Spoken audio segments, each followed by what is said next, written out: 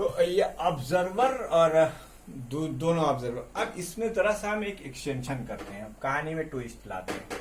ये आपको समझ में आ गया, इसमें आप थोड़ा सा ट्विस्ट लाते हैं कहानी में। कहानी में ट्विस्ट क्या है? ट्विस्ट ये है कि ऑब्जर्वर अपनी जगह पे खड़ा हुआ है, O1 और O2 दोनों खड़े हुए हैं, ठीक है। ये ऑब्जर्वर बाहर खड़ा हुआ है, ये O2 है, ये आपका मेरी गो राउंड है, ठीक, ये आपका मेरी गो राउंड है। अब ये जो आपका मेरी गो राउंड है, इस मेरी गो राउंड पे क्योंकि आपने एक ब्लॉक बांधा हुआ था, ठीक, ब्लॉक, यहां पर आपका एक ऑब्जर्वर खड़ा, आपका यहां पर एक ऑब्जर्वर खड़ा हुआ था। तो जब आप ब्लॉक को, मान लीजिए स्ट्रिंग कट हो गई, क्या हो गई? स्ट्रिंग कट हो गई।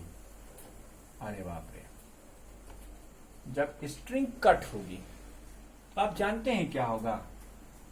जब स्ट्रिंग कट हुई तो चूंकि यहां पर जो सेंट्रीपिटल फोर्स था वो कौन दे रहा था?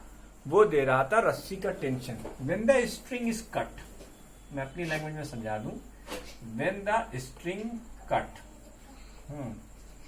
The necessary centripetal force, the necessary centripetal force, centripetal force which is required for circular motion of the block becomes zero because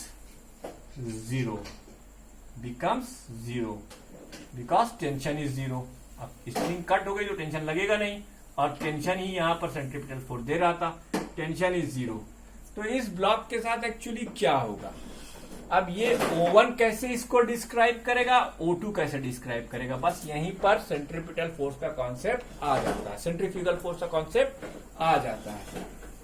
ये कहेगा कि ये ब्लॉक टेंजेंशियली फ्लाई ऑफ कर गया।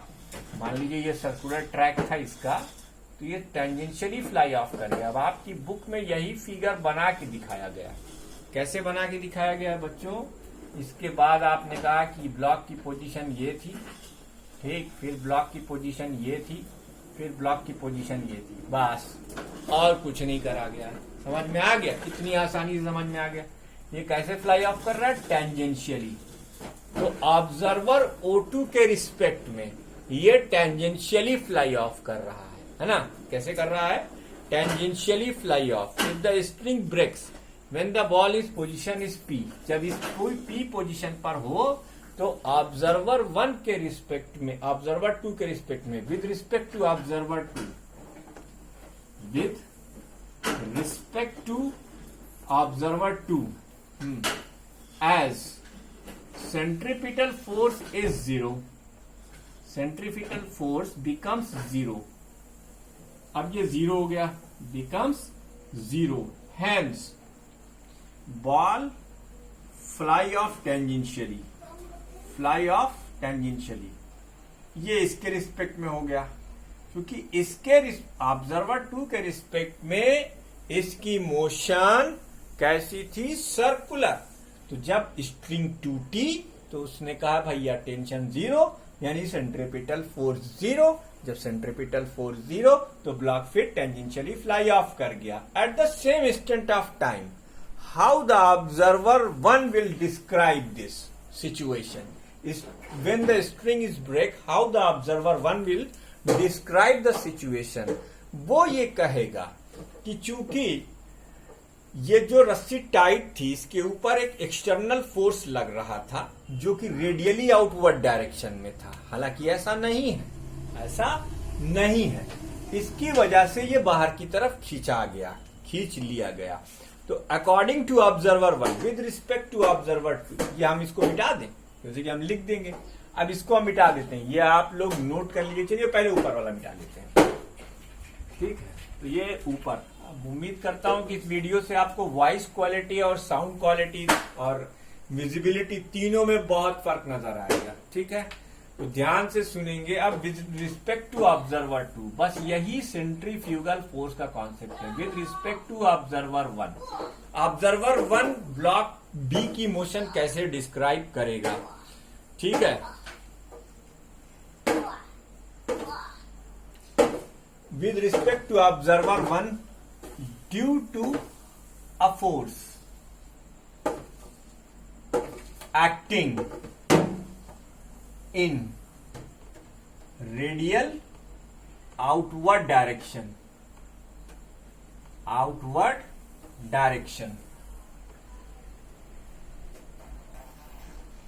which balance thus tension becomes, which balance the tension with respect to observer 1 due to a force acting in radial outward direction which balances the tension and is zero. Hence, block will moves radially away. ये जो उसने अपने explanation का तरीका निकाला है, इसीलिए वो ये कहेगा ये जो फोर्स इसके ऊपर लग रहा था ये सेंट्रीफ्यूगल फोर्स है, जो कि फिक्सिशियस फोर्स है, लग नहीं रहा था। सिर्फ आपको जब आप इसके साथ मोशन कर रहे थे तो आप वो एक्सप्लेन कर सकते हैं कि ये ब्लॉक क्यों बाहर गया। इसलिए बाहर गया क्योंकि इसका टेंशन जीरो हुआ और इसके ऊपर एक सेंट्रीफ्यूगल फोर्स आप रेडियली आउटवर्ड डायरेक्शन में लग रहा था, उसने इसको खींच लिया और जब तक टेंशन लगा हुआ था वो उसको काउंटर बैलेंस किए हुए था, इसलिए ऑब्जेक्ट अपनी जगह से मूव नहीं कर रहा था। तो from this example we can describe the centrifugal force as a fictitious force, it is not a real force. ये सिर्फ एक रोटेटिंग फ्रेम ऑफ रेफरेंस में काम करता है। फिर तो सेंट्रीफ्यूगल फोर्स के बारे में जो और बातें हैं वो लिखने लायक वो क्या है? Centrifugal force is a fictitious force and it is acting in a rotating frame. अगर आप रोटेशन में हैं तो फिर वहां पर आपको एक फोर्स जो कि एक्चुअली होगा नहीं लेकिन लगता हुआ दिखाई देगा, तो उसे आप क्या कहेंगे?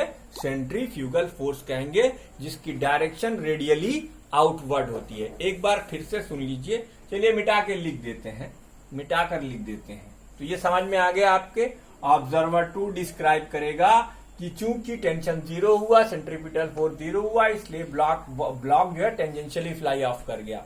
ऑब्जर्वर 1 कहेगा ब्लॉक हमारे रिस्पेक्ट में रेस्ट पे इसलिए था क्योंकि रस्सी के टेंशन को बैलेंस कर रहा था एक फोर्स जो कि रेडियली आउटवर्ड डायरेक्शन में है। जब आपने टेंशन को खत्म किया तो उसी फोर्स की वजह से इस ब्लॉक ने अपने आप को बाहर की तरफ खींच लिया।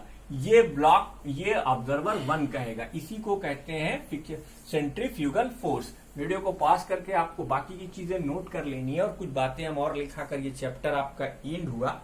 तो कंक्लूजन क्या निकला कि द सेंट्रीफ्यूगल फोर्स, आप ध्यान से किताब को पढ़ेंगे तो आपको मिल जाएगा, समझ में भी आ गया होगा, मुझे पूरी उम्मीद है। एक मिनट यार, ज्यादा सफाई के चक्कर में व्हाइट बोर्ड ब्लैक हो जा रहा है। ठीक है भाई, तो क्या लिखेंगे आप? सेंट्रीफ्यूगल फोर्स,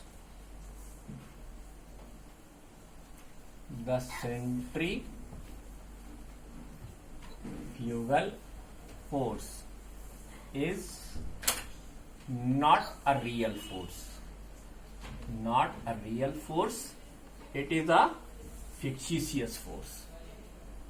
ये क्या है? fictitious, एक मिनट यार, it is a fictitious force,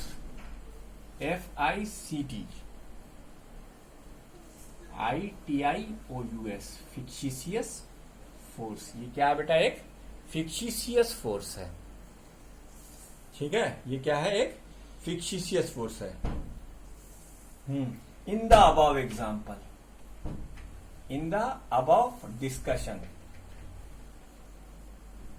in the above discussion the only real force tension is involve, tension is involve.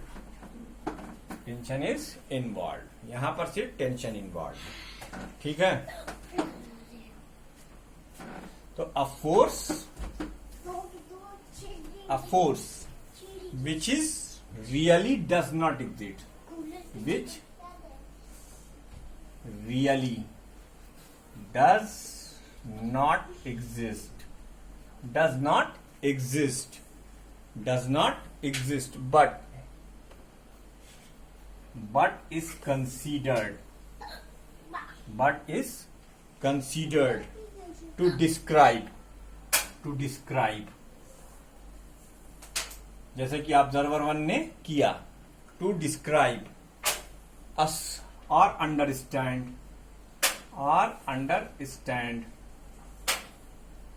और understand the certain motion, a certain motion, a certain motion is called centrifugal force. ये chapter बिना numerical के complete हुआ। इस chapter में कोई numerical नहीं है। सेंट्रीपिटल फोर्स की एग्जाम्पल और डेफिनेशन इंपॉर्टेंट है। Difference between the uniform circular motion और लीनियर मोशन इंपॉर्टेंट है। और बाकी छोटे छोटे क्वेश्चन जो आपकी एक्सरसाइज 1C में है, ये आपका असाइनमेंट है। ठीक है, असाइनमेंट कीजिए। कोई एग्जाम्पल इसमें नहीं दिया हुआ है। अब आपका 60% सिलेबस कवर अप हो चुका है और इंशाल्लाह इसी हफ्ते में हम आपका सिलेबस वाइंड अप करेंगे। मतलब 6 मंथली का, घबराइए मत, पूरी किताब मैं नहीं पढ़ा पाऊंगा इतनी जल्दी। तो इसे आप नोट करेंगे और मिलते हैं अगले वीडियो में। शुरू करेंगे नया चैप्टर वर्क, पावर और एनर्जी। Thank you.